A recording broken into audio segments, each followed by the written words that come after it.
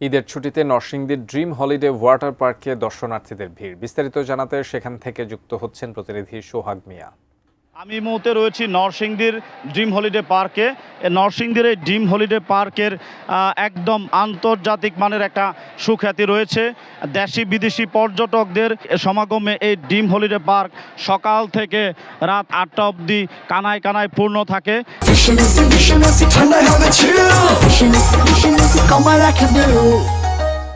এখানকার যারা কর্মকর্তা কর্মচারী রয়েছেন তাদের সাথে আমরা কথা বলেছি।